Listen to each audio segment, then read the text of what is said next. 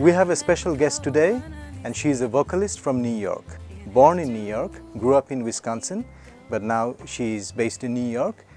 Pop soul, pop rock. That's the kind of music that she's doing. She writes her own music and she composes her music. And she has an amazing voice. So welcome to our show, Emily Forst. Thank you, Hassan. First question, why music? I've always been in love with music, ever since I was 3 years old. I've known this is what I wanted to do since I was 3. So did you go to any music school, or how did you learn? I went to school. I first studied classical violin, then I studied classical piano, then I studied classical guitar, then I studied classical voice.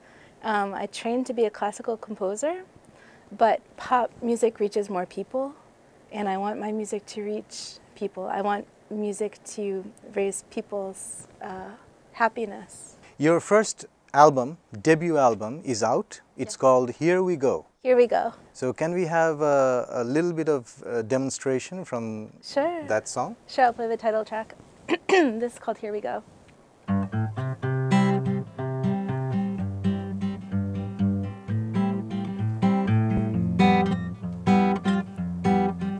Here we go, where we tried to avoid the undertow.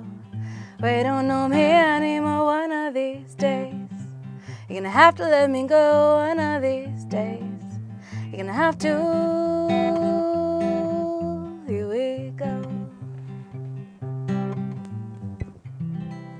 Thank you. Thank you. Who are your main influences in music? Mostly singer-songwriters from the 60s and 70s. Like who?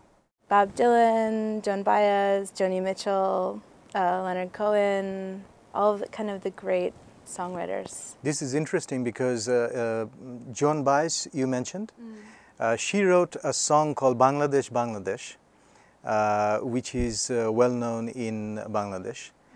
And Bob Dylan also is international and widely known in Bangladesh.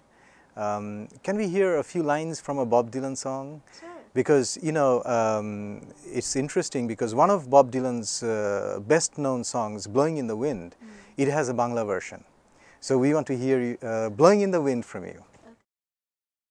How many roads must a man walk down before you can call him a man? And how many seas must a white dove sail before she sleeps in the sand? How many times must the cannonballs fall before they're forever banned? The answer, my friends, is blowing in the wind. The answer is blowing in the wind. কতটা পথ পেরোলে তবে পথিক বলা যায়, কতটা পথ পেরোলে পাখি জিরোবে তার ডানা, কতটা অপচয়ের পর মানুষ চেনা যায়, প্রশ্নগুলো সহজ আর উত্তর তো জানা. So this is the kind of, I'm just giving you the feel of it. Are you familiar with any Bangla writer? Oh, I love Tagore. Rabindranath Tagore? Yes.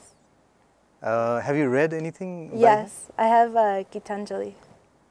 So tell us about your experience when you first read Gitanjali. How did you feel? I first read Tagore when I was too young to understand what he was saying. I think that his poems have so much life in them, and I needed to become older in order to understand them. So I read a lot about Gandhi when I was very interested in peace and peace activism in when I was a young teenager. And I started reading Tagore, I think at 13. Now I've started reading him again, and I'm just absolutely in love with his poetry.